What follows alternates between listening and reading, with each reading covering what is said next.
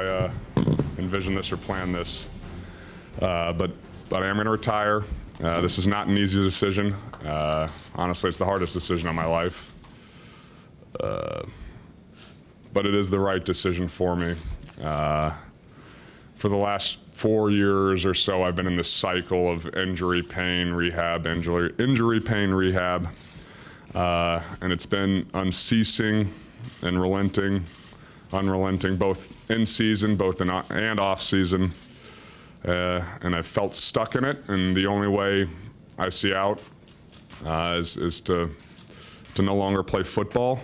It's taken my joy of this game away, and this.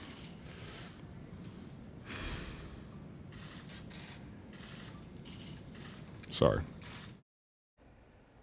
That, of course, the surprising news from the weekend of August 24th. Michael Beller of The Athletic, Tyler Jacobs of Sauce and Schramm here at Stadium. You know us because we've been bringing you fantasy football previews inside the league leading up to the kickoff of the 2019 season. And not only does this decision by Andrew Luck reverberating through the NFL, obviously it too is going to be having some major fantasy implications. So hopefully you saved your draft until after August 24th, 2019, because if you're a team that took Andrew Luck, boy, you are in a lot of trouble right now, and then it filters down to other Indianapolis Colts in that offense. So let's start with this news. I mean, we can go on and on about why Andrew Luck did this, why not, but we're talking fantasy specific right here. If you have Andrew Luck, or if you are looking to invest in the Colts or already have, how have things changed now with this move? It really affects everyone in a negative way, with the slight exception of Jacoby Brissett, of course, taking over as the starter for the Colts. But obviously, Marlon Mack, T.Y. Hilton, Eric Ebron, those guys are still 100% draftable, but they all need to be knocked down a little bit. For me, the guy who is hurt the most, not really splitting the atom here, is T.Y. Hilton. Sure. T.Y. is an easy wide receiver one with a healthy Andrew Luck on the field. Without him, I don't think we can say that. Now, I do think he's still probably a top 20 or so receiver, maybe top 25. I still feel good about him as a wide receiver too, but the big thing that changes for him is just the ceiling is all but gone. Maybe Jacoby Brissett comes in and has learned a lot over the last year. It's a completely different regime in Indy from the last time he was the starter when Andrew Luck missed a full season. But I think T.Y. Hilton just takes a huge hit, and if you are still drafting, you don't forget about that cheat sheet. You've got to throw it out. T.Y. Hilton needs to be knocked down 10, 12 spots, and then you start thinking about him. He's really the guy who takes the biggest hit. But Tyler, I think everyone across the board takes a pretty big hit here. Is there a logic or a reason to think that with now Andrew Luck gone, maybe Marlon Mack gets a higher volume of carries? Do they maybe change the offense a little bit to try and feature him more so than Jacoby Brissett, protect him, so to speak?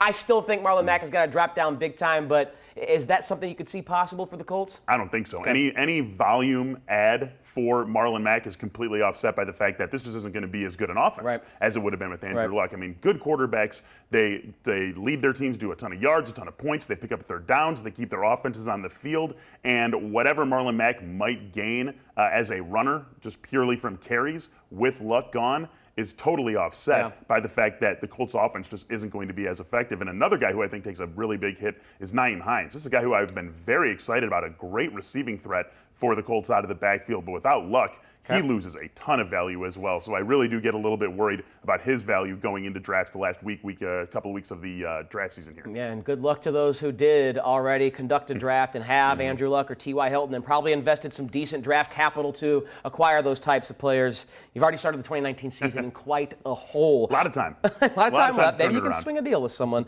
around the league. Another big injury over the weekend in that very same division, the AFC South, the Houston Texans losing their starting running back, Lamar Miller. We know they brought in Duke Johnson, and now the big question is how much of a value or how much more added value does Duke have, or other running backs in that backfield? How does it affect that Houston offense and the people invested in it with Lamar Miller done for the year? Yeah, I really think that Duke Johnson is a guy who is going to see his value rise a little bit too much. In fact, if I've already done a draft and I have Duke Johnson on my team, I'm spending the next couple of weeks seeing what sort of offers I can get for him. Because while I do think that he is a very good player and is someone who's obviously just sort of naturally going to get more volume on the ground with Lamar Miller out for the season, Duke Johnson still, I just don't see him as a guy who the Texans are going to give, let's say, 18 carries and 8 targets a game to. He's still a guy who is an excellent receiver, Yep. but not necessarily someone who they're going to treat as a bell cow runner the way that they would have with Lamar Miller. I wouldn't be surprised if they bring in a vet, especially after all the cutdowns across the league happen. And they got a couple of interesting guys who they took in the draft this year. Karen Higdon, Demaria Crockett. I would expect at least one of them to have a much larger role in the offense now. So while I think Duke Johnson is a guy who just naturally the value goes up a little bit, I think we're going to be seeing him a little bit overvalued in drafts over the next couple of weeks. He went from a guy for me who I was targeting in almost every single one of my leagues to now someone who I'm fading just because I think that the draft stock is going to skyrocket way beyond where he should be going in drafts. I believe now maybe a slight boost for Deshaun Watson, Will Fuller, and DeAndre Hopkins. Losing your starting running back, perhaps it's not going to be a massive volume change in terms of the difference between the pass and the run now, but it's possible Bill O'Brien puts even more on Deshaun Watson's plate and those that are invested in the aerial attack of the Houston Texans offense. You see it that way? Just a slight boost, perhaps? Slight boost. I mean, this was always going to be something guys who are going to be big-time fantasy assets no matter what, but a slight boost, nothing too huge, I don't think, for the Houston Texans for the passing game with Lamar Miller off the field. Tyler, we did already conduct a draft together. We did a mock draft for the viewers here on Inside the League. And Duke Johnson is someone who it would be going a little bit higher than he did in our draft. But one guy who is going pretty high in drafts is Kyler Murray. You took him at the end of the 8th round. That in itself, not necessarily interesting, but you took him ahead of Drew Brees, Jared Goff, and Russell Wilson, just to name 3 guys. Why is Kyler Murray a better investment than those 3 quarterbacks for you? It is a gamble, but the reason why you take that gamble is upside. Very clearly, with Drew Brees and Jared Goff, you're getting really nothing on the ground. Russell Wilson will give you that, and that's the one concern. Maybe I mistook the bounce back that Russell could have, because for the first time in his career last year, 0 rushing touchdowns. We know that is probably going to be a positive regression to the mean for Russell Wilson, even though he has capable back like Chris Carson behind him. So the one that scares me there is Russell Wilson, but if Kyler Murray lives up to the amount that he is going to probably throw the ball in Cliff Kingsbury's offense, the pace with which they're going to play, and then gives us just a little bit of Russell Wilson. Not quite Lamar Jackson running the rock, but 400, 500, 600 yards and 3 or 4 or 5 rushing touchdowns. That raises that floor and ceiling big time for a guy who is probably going to be throwing the ball 30, 35 times. And I think reasonably you can expect as a rookie 3,500 to 4,000 passing yards this season as long as he stays healthy. So with Goff and Brees, they'll eclipse 4,000 yards, get their 30 touchdowns because of the offenses they play in. But I was gambling there on Kyler Murray's upside with his feet. Yeah, is that fair? I think that's totally fair. The upside is huge, and we know what rushing quarterbacks can do. Josh Allen, who did almost nothing through the air last year from weeks 12 to 17, was the #1 fantasy quarterback. Do not sleep on what rushing quarterbacks can do for you just with their legs. As we said, Beller, I and Matt Camp is going to join us later from SiriusXM, conducted a mock draft where we controlled 4 teams each, and it was a 12-round draft. You started one of your teams, very interestingly, speaking of rushing the rock, with 3 pretty dynamic running backs. Now, the opportunity has to present itself as a draft unfolds, but tell us why you thought it was worthy to go Connor, Bell, Kerryon Johnson in rounds 1, 2, 3. Are you worried about what you may have passed up from another spot like wide receiver or tight end? I'm really not, Tyler, and quite simply, these were the 3 best players, regardless of position, available at the 9th pick in our draft. It just felt like the right way to go. And early in drafts, I think what you take away from this is that I'm never really too concerned about position early in drafts. I'll worry about filling positions later on when obviously I need to start thinking about who's going to start for me, who's going to be on my bench. But early in the draft, I just want the best available player, no matter what position he plays. Those 3 running backs for me give me a very solid foundation. Right. I was able to back them up with some high upside, high variance wide receivers, and I think that that's going to be a perfect complement, make that a very competitive team going into the start of the year. Yes, certainly a strategy to consider based on where you are selecting in your draft when you do that. If you have a guy like Connor who's going to be a bell cow, Bell as well, and Kerryon Johnson, if given the opportunity, if Detroit is producing with Theo Riddick now gone, he can be someone who carries the ball and catches the ball out of the backfield. Volume, what you're looking for, and Beller potentially got it with 3 running backs right there. All right, we're far from done here on Inside the League, our fantasy football preview. When we come back, why or why not invest in the Philadelphia Eagles offense? They've invested in Carson Wentz, and they got a lot of weapons, a lot of mouths to feed. Is it the right thing to do? Matt Camp joins the show next with his answer right here on Inside the League, our fantasy football preview.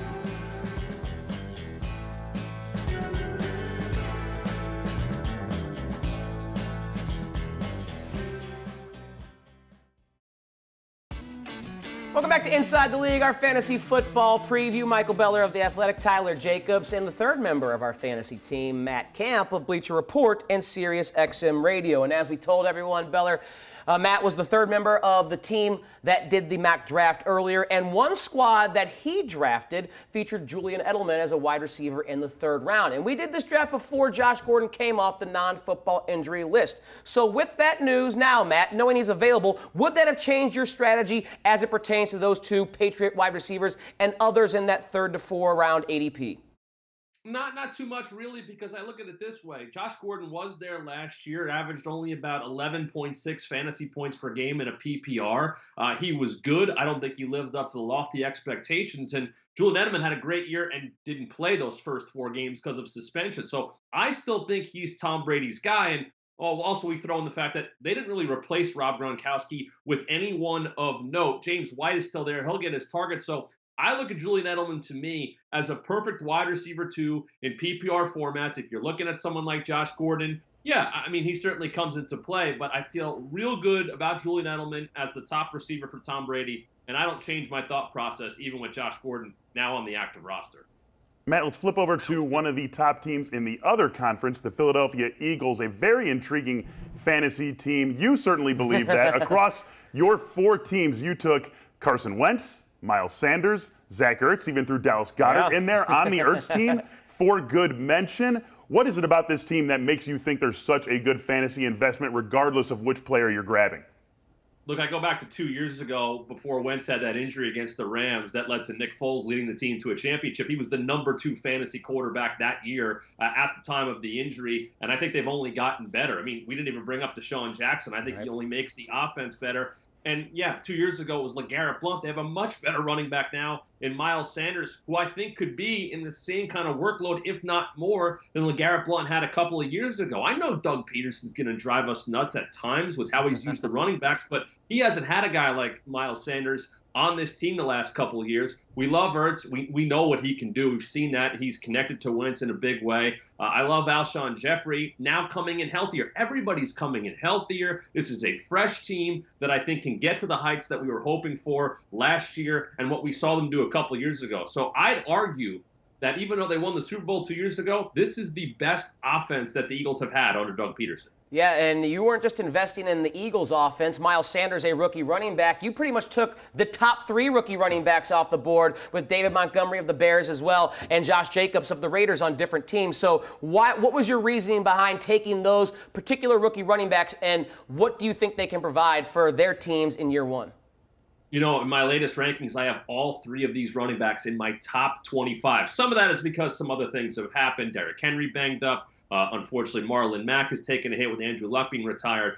Josh Jacobs is going to be very, very busy for the Oakland Raiders this year, regardless of what happens with Brown or the rest of the team. They cut Doug Martin. Sure, they have Jalen Richard, and it doesn't matter to me. I think Josh Jacobs is going to fill up the stat sheet. He's easily the top running back of the rookie class and can be a top 20 player. I've come around a little bit more on David Montgomery because of his talent. I still worry about Tariq Cohen. I still worry about Matt Nagy spreading the ball around like he did last year. They might be a team that gives us some headaches in reality and fantasy, but I still like the talent of David Montgomery. So love him as a top RB3. Think he can play in an RB2 level. And I go back to Sanders here. I think the talent is going to overcome everything there. Jordan Howard does not bother me. Nobody else in that backfield really scares me. And when in doubt, if you're on a good team, there's going to be scoring opportunities there. So never should anyone be scared off of rookie running backs when they're in positive situations. Matt, over our previous 2 shows, we talked a little bit about sleepers with you, but now we've got 1 week left or so in draft season. We're really getting down to it.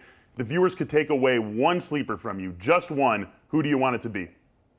I like Marquez Valdes-Scantling, and I'm probably going to cheat here. I like Geronimo Allison as well. But Valdes-Scantling steps in here as a guy who's going to be on the field with Devontae Adams, who's going to pull some coverage away. I mentioned Geronimo Allison, who's going to work out of the slot. And Valdes-Scantling, we saw flashes last year. But we've also heard the things about the rapport he's developing with Aaron Rodgers. And Aaron Rodgers is one of those guys that if you catch his eye, if you get his trust, he's coming your way. And I also have to say this, very simply, I have Aaron Rodgers as my number 3 quarterback. that means I'm automatically more invested and believe in more than just Davante Adams. I feel better about this offense. Hopefully Rodgers stays healthy. I think all three of the receivers they have can be top 30 guys this season. So whether it's Allison, whether it's MVS, I think you feel good about the Packers if you feel good about Aaron Rodgers. Yeah, I do think when Rodgers is at his best, he's shown he can carry multiple fantasy-relevant wide receivers. He's done that numerous times in his career with the Green Bay Packers. Matt Camp of Bleacher Report and SiriusXM joining us here on our Inside the League Fantasy Football Preview. Good luck this season, Matt. We appreciate you helping us out. Thanks, same to you guys, and good luck to everybody watching. All right, we are far from done here. Still more to get to. When we come back, we take a look at late-round picks that could have an huge impact on your draft. That's coming up next on Inside the League.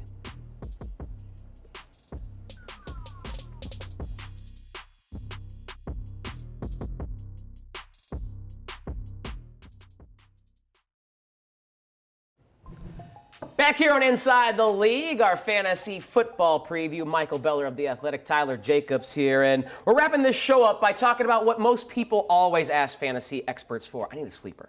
I mean, it's 7th, 8th, 9th, 10th round. I need someone in that round who's going to win me a league because I was on them before the rest of my league mates. All right.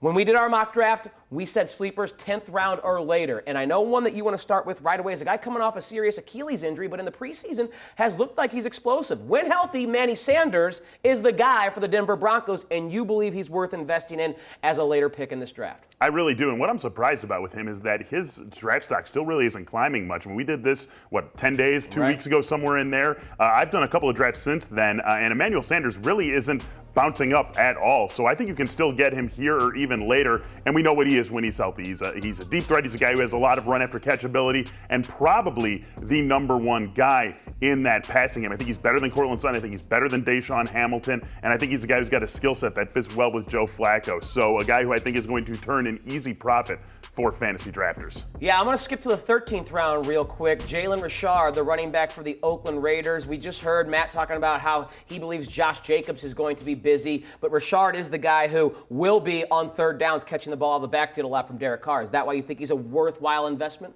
Totally. Another guy who I just can't see falling short of what his ADP is. Bottom line, running backs who catch the ball are very valuable. This guy last year, 63 catches, 81 targets, 607 receiving yards, and somehow 0 receiving touchdowns. Wow. That can't possibly happen again if he gets that same sort of volume. Even with Antonio Brown in town, I think he gets that same sort of volume. Really like him as a late-round dart throw. Happy to plug him into my lineup once the bye week starts, especially if I'm in a half PPR or full PPR league. And maybe my favorite sleeper of yours on there is Mark Andrews of the Baltimore Ravens. There are certain teams, like the Kansas City Chiefs, like the San Francisco 49ers, that their best pass catcher is a tight end. And I think Baltimore, even though they have some players on the perimeter, I think the most valuable player or the most looked at player from Lamar Jackson this year is going to be the big tight end out of Oklahoma. Yeah, he had a great college career. Let's not forget about that. This guy somehow made it to the 3rd round of the draft last year, but an excellent college career. I do like Miles Boykin. I think get Hollywood Brown healthy. You've got some nice weapons on the outside for Lamar Jackson, but the way this team operates, you're going to see a ton of Lamar, a ton of Mark Ingram, and I think a ton of Mark Andrews. I think this guy right here is their #1 receiver, even though he's a tight end, and no matter which team it is, the #1 pass catcher on that team is going to carry plenty of fantasy value. Plus, Tyler, an excellent nickname, Mandrews. Just call this guy Mandrews. Mark Andrews, M. Andrews, right? Beautiful. So Mandrews is a tight end who I am absolutely going after across the board. I also do like his quarterback, he's the tight end. I do like his quarterback, and now we'll transition to your sleeper picks because Lamar Jackson is one of the guys who fits that bill for you. Yeah, Lamar Jackson I got in round 12 of this draft, which I think is fantastic value for a guy who, we were talking about Josh Allen earlier and how he basically wasn't able to throw the football with any sort of consequence for defenses, but what he could do with his legs made him so fantasy relevant. And we know Lamar Jackson is on a different level when it comes to his athleticism and his legs. We've seen glimpses of it. I know John Harbaugh and his staff are very capable of designing an offense that will maximize the strengths of Lamar Jackson while limiting some of the things he's still working on. So I think there's going to be a run heavy team featuring Mark Ingram and quarterback design runs, and that ability to add those rushing points raises the floor, and in the games where he does throw for a couple of touchdowns, that ceiling is going to be astronomical for Lamar Jackson. So I have him as someone who, especially against bad defenses, you want to start. I think he's best probably as a backup quarterback, but in those pinches where you need someone to start, I think Lamar Jackson can win you weeks against poor defenses where he will shred them both through the air and especially on the ground. You had a tight end on your list as well, Chris Herndon. Now, I think he would have been a little bit higher in fantasy drafts had he not been starting the season on suspension. So why are you still buying in, even though you know right off the bat 4 games are gone for Chris Herndon? Yeah, that's the gamble, that's the investment. But when he comes back after those 4 games, I think he's going to lock in as Sam Darnold's favorite target. I know Robbie Anderson is the deep threat, but Chris Herndon and Darnold, developed quite a chemistry last year. And Herndon is an athletic tight end. He's someone who can make plays with the football in his hands. He's got the size in the red zone, and he's also between the 20s, someone who can take a short pass and turn it into a long gain. So for the 4 games, you're going to have to stash him on the bench. So hopefully you're able to get someone in those middle rounds to help get you to week 5 or week 6 in the case of the Jets, because I believe they have a bye on week 5. But from week 6 on, Herndon I expect to come in and be Sam Darnold's safety blanket as Darnold is still acclimating himself to the NFL game. But we know Herndon's got a lot of athleticism at that position. He flashed it last year as a rookie. Yeah, it's another guy who I like as well, certainly someone who I'm on. And like you said, very easy to find a tight end for the first few weeks of the season. Your third and final sleeper to me is a very interesting call. San Francisco has a lot of mouths to feed. Why is Jalen Hurd going to be someone who is getting fed for the 49ers? I think especially if you're in a keeper type league that Jalen Hurd is a great investment in these late rounds, because ultimately, I don't know if it's the middle of this year, week 3, or next year in 2020, but I think he emerges as the best weapon for Jimmy Garoppolo in this offense. We thought Dante Pettis was going to emerge. We thought Marquise Goodwin is the veteran, but those two apparently have been rather suspect or mediocre during this preseason. If you saw Jalen Hurd have his 2-touchdown game against, I believe, the Dallas Cowboys, you know this guy brings the running ability after the catch of a running back, because he once was. And we know now, after transitioning to wide receiver at Baylor and in the NFL, he's shown he's got sticky hands. He went up and caught a jump ball in the fade, and then he bowled over someone to get to the end zone on another touchdown. So I like Hurd to separate himself from the rest of that pack, maybe alongside Deebo Samuel at some point this season, certainly by 2020. Yeah, definitely an interesting guy and someone who has that talent that could get him ahead of all the other guys who are going to have a role in that San Francisco Checks all offense. the boxes in terms of size, speed, and what you need. We hope we gave you what you need to win your fantasy league. For Michael Beller of The Athletic, I'm Tyler Jacobs. Good luck this season.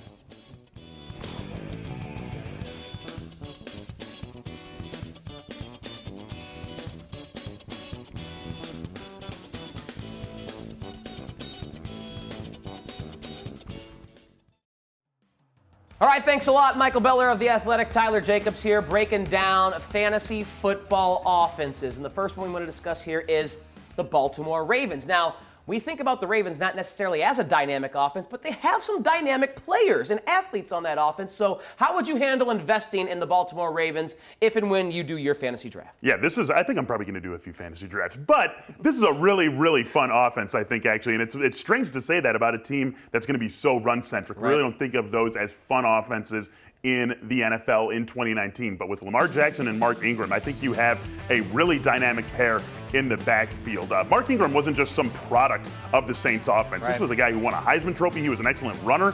He was a great receiver, really proved himself in that way over the last couple of years in New Orleans. And I think you put him next to Lamar Jackson, who is a run threat every single time he has the ball in his hands, you're going to see huge holes for Mark Ingram. He's my favorite guy on this offense. I do like Lamar Jackson, and I think that you can get away with him easily as your starting quarterback. 1-quarterback league, 2-quarterback league, doesn't matter. I think he's got a top 10 ceiling at the position. But Mark Ingram, really is my favorite guy in this offense. I think he is going to be a top 20 running back, and you are getting him at a, 25, 26 overall price. Love that guy. Want him on all my teams. Yeah, I think all 3 of these players on this offense, Lamar Jackson, Mark Ingram, and Mark Andrews, the tight end, are being undervalued so far when it comes to drafts, because we do think a run-centric offense in 2019, that doesn't make any sense. Baltimore's not going to score 30, 35 a game, but I think a lot of their production is going to be focused on those 3. Lamar Jackson with his legs, we know what he can do. Mark Ingram is going to be a 3-down back for this team, even with Justice Hill there. Mark Ingram's the veteran. He can handle that role. And Mark Andrews, I think, is going to be the wide receiver 1 for Lamar Jackson. He is going to lead this team, I think, in targets, in opportunity, in volume. And with that size and ability, he can be a touchdown machine if Lamar Jackson and him develop that type of chemistry. So even though this may not be the most modern offense, kind of going back in time, I think it's an offense with those 3 in particular worth investing in. Yeah, one guy who I would mention also on top of those, and I agree with you completely, Tyler, I really like Mark Andrews, a guy who I'm circling back to when all the elite tight ends are gone, is Miles Boykin. If I was going to go for one more guy on the Ravens, Miles Boykin would be the guy. I think he's going to be the number 1 receiver alongside Mark Andrews just because of the injuries that Hollywood Brown has dealt with in the summer. Miles Boykin gets to the top of that depth chart for me, and I do think that he's someone who could break through and at the very least be a guy who you're happy to turn to once the bye week portion of the season gets here and you've got to reach to your 5th or 6th receiver. Right. I like Miles Boykin in that role, and I did take him, putting my money where my mouth is, in a draft over the weekend. So I am in on Miles Boykin. I like him in addition to those 3 guys. I have shares of those 3 we were discussing, Lamar Jackson, Mark Ingram, and Mark Andrews. So we hear Michael Beller, Tyler Jacobs say the Baltimore Ravens, an offense worth investing in, maybe great value during your fantasy drafts.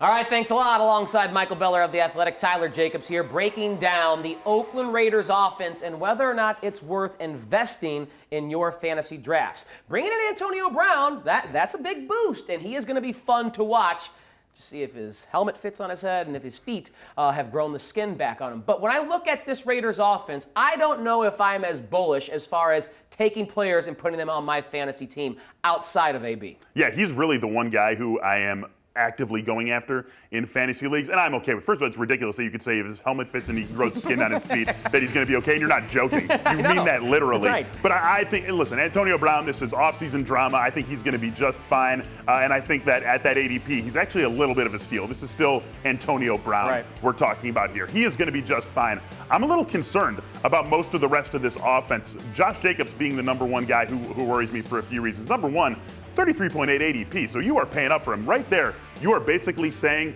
I think Josh Jacobs can hit his ceiling, period. That's basically what you are doing by taking him that high. There's really no room for him to improve on that. So that worries me no matter who the player is, when there's no real profit potential on the board. But I don't think we're going to see a ton of receiving from him because of Jalen Richard, because of Antonio Brown being a 160 target guy. They've got Tyrell Williams. They like the tight end Darren Waller. So I don't see a ton of receiving upside for Josh Jacobs. And there's still a very real chance that this is one of the worst teams in the NFL. And you know that having a running back tied to a team that goes 4-12 or 5-11 is not necessarily what you want on your fantasy team. So I think there's a lot of risk in Josh Jacobs. He's my one real active fade on this team. Yeah, I don't like Derek Carr either. I would not have him as a fantasy relevant quarterback on my teams. And I'm with you. I think Josh Jacobs right now is just being a little bit too overvalued because he was the only first-round draft pick at the running back position. And John Gruden is saying all the things, giving you the platitudes. Oh, we're going to use him. We're going to pound him. We're going to keep him in mothballs during the preseason, and we're going to unleash him in the regular season. But I think you make the best point about investing in a running back for this team.